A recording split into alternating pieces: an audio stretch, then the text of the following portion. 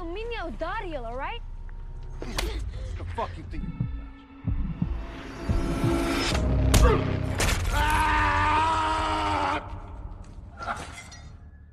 Halo everyone, bagaimana kabar kamu akhir-akhir ini? Apakah masih sering gabut-gabut? Daripada kamu gabut-gabut nggak jelas, mending nonton alur cerita film keren berjudul The Equalizer yang rilis pada tahun 2014 dan akan kita ulas. Film bergenre action yang dibintangi oleh aktor watak terbaik di kelasnya, yaitu Denzel Washington ini adalah salah satu film thriller terbaik di tahun tersebut. Baiklah, tidak usah berlama-lama, langsung saja kita ulas alur cerita filmnya.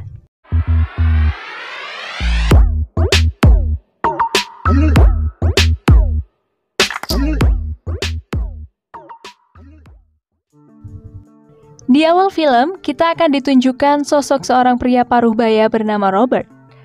Seorang pria bertubuh tinggi besar yang hidup sendirian di apartemennya tanpa anak dan istri. Si Robert ini bekerja sebagai karyawan di sebuah toko peralatan tukang dan bangunan yang berada di Amerika.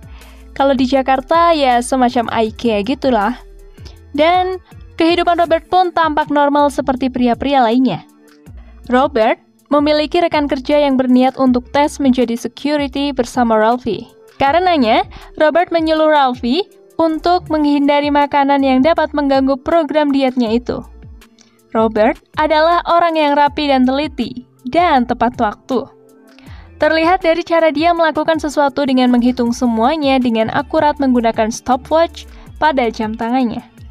Robert pun memiliki aktivitas rutin untuk menghabiskan kesendiriannya dengan mengunjungi kafe di dekat apartemennya setiap malam. Satu hal unik lainnya adalah dia selalu membawa teh celup dari rumah. Dan begitu teratur merapikan tata letak sendok garpu di atas meja kafe sebelum melahap buku bacaan yang menjadi hobi barunya. Di kafe itu, ia pun selalu bertemu Terry, seorang gadis muda yang juga pelanggan kafe tersebut setiap malam. Dan hari-hari berikutnya pun dilalui Robert dengan rutinitas seperti biasa. Hingga pada suatu malam di kafe yang sama, Terry tiba-tiba datang dengan muka cemas dan terlihat ketakutan. Sesaat kemudian datanglah mobil mewah terparkir di depan kafe sambil terus menyalakan klakson mobilnya. Sementara itu, tiba-tiba ponsel Terry berdering, kemudian dia memutuskan keluar dari kafe tersebut. Robert, yang melihat hal itu pun baru mengetahui jika Terry adalah seorang pekerja seks komersial. Esok harinya, Robert yang memiliki jiwa ringan tangan itu kembali membantu Ralphie yang sedang mempersiapkan diri untuk mendaftar sebagai satpam. Lalu malam harinya, Robert seperti biasa minum teh di kafe dan Terry pun sudah ada di sana. Tiba-tiba, Terry mendekati meja Robert dan mencoba untuk bicara agar makin akrab.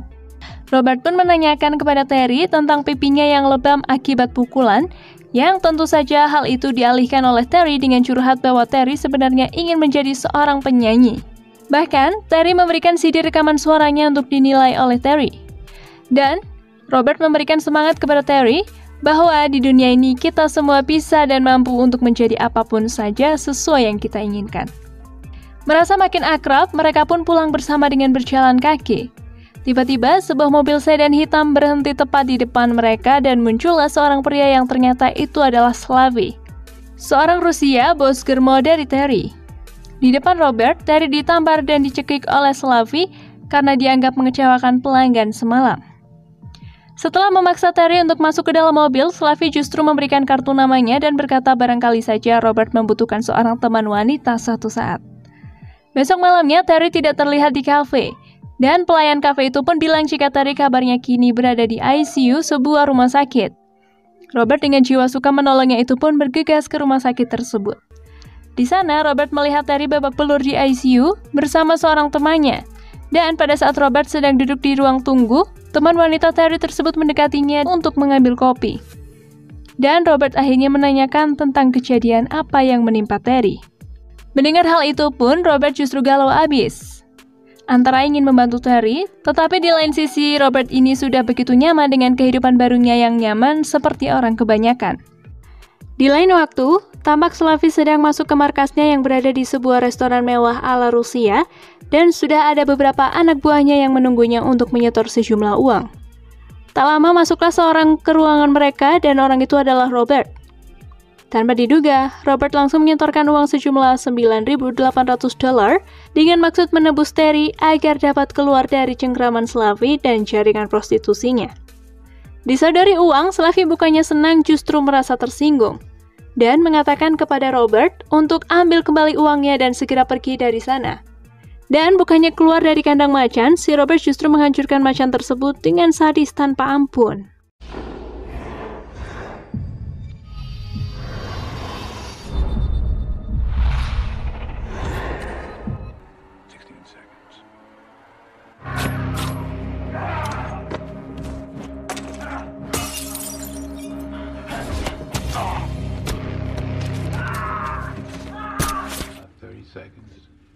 Body's gonna shut down.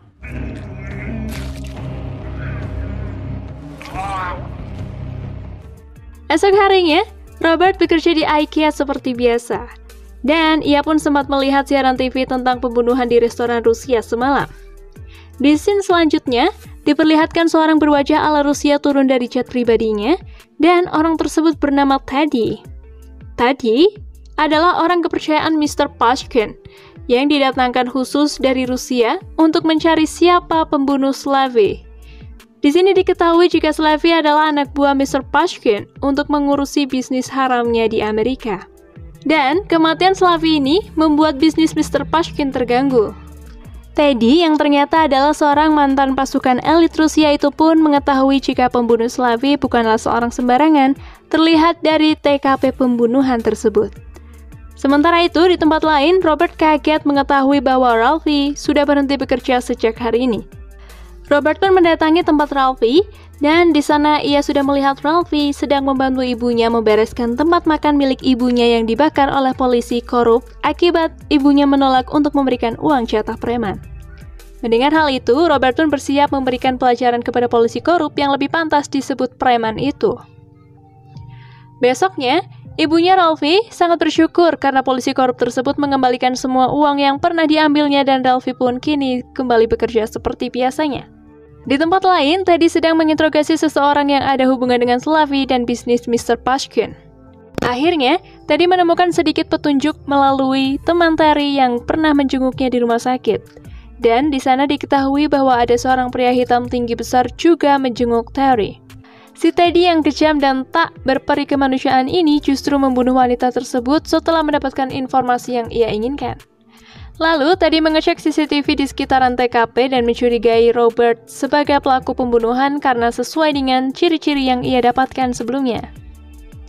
Malam harinya, pintu apartemen Robert diketuk dan ternyata itu adalah Teddy. Berpura-pura sebagai polisi, Teddy pun menginterogasi Robert dan karena pengalamannya, Robert pun menjawab pertanyaan Teddy dengan santai, sehingga Teddy merasa alasan untuk menuduh Robert kurang kuat.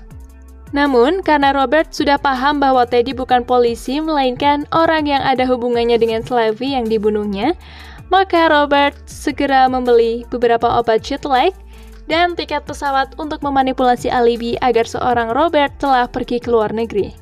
Sebaliknya, Teddy yang mantan pasukan elit pun paham jika Robert bukanlah orang sembarangan. Maka ia menyuruh anak buahnya untuk menangkap Robert hidup-hidup agar dapat diketahui Robert bekerja untuk siapa. Malam harinya, saat Robert di kafe langganannya, datanglah seorang petugas PLN memesan makanan.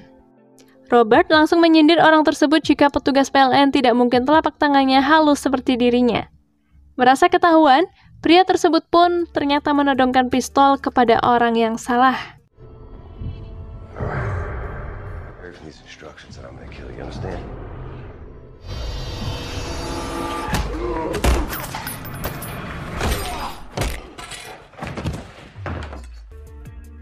Setelah itu, Robert keluar dari kafe dan memfoto Teddy di dalam mobil, kemudian menyelinap ke kegelapan malam.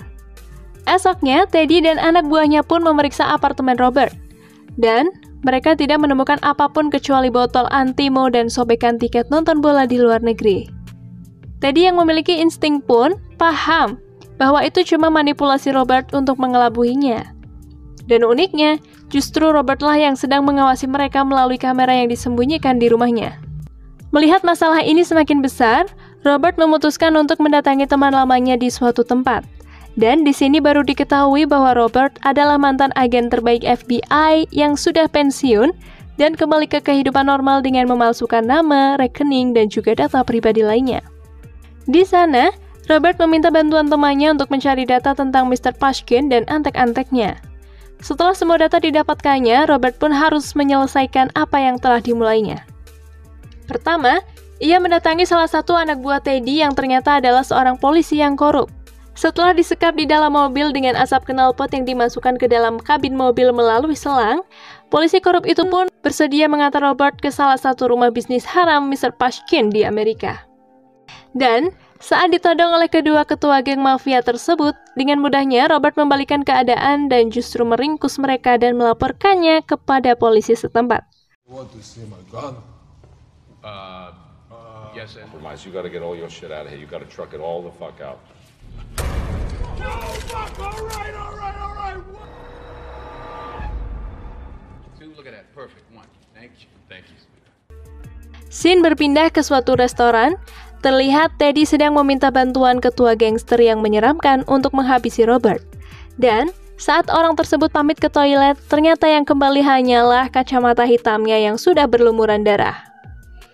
Dan yang mengantarkan kacamata ketua gangster itu adalah Robert. Dalam kesempatan tersebut, Robert berkata agar Teddy menyudahi apa yang ia lakukan selama ini jika tidak ingin nasibnya sama seperti ketua gangster tersebut. Dan Robert ternyata tidak main-main dengan ancamannya. Satu pabrik bisnis penampungan minyak mentah milik Mr. Pashkin di Amerika pun dibakar habis oleh Robert.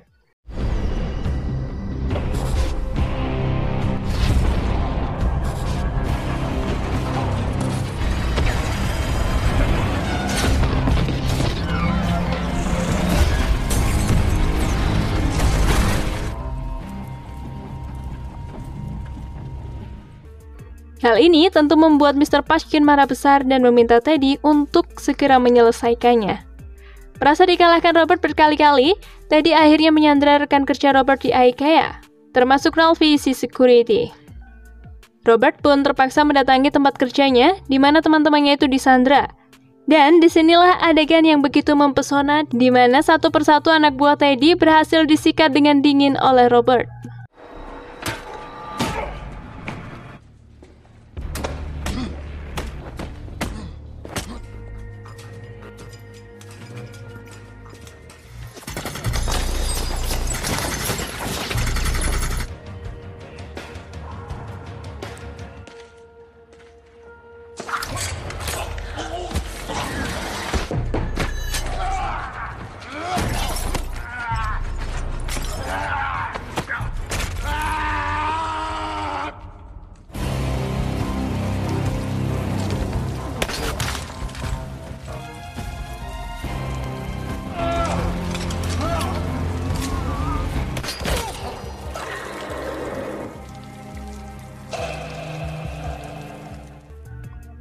Tiga hari kemudian, tepatnya di Moskow, Rusia, tampak sebuah istana yang sangat mewah dan dijaga ketat oleh belasan penjaga bersenjata lengkap.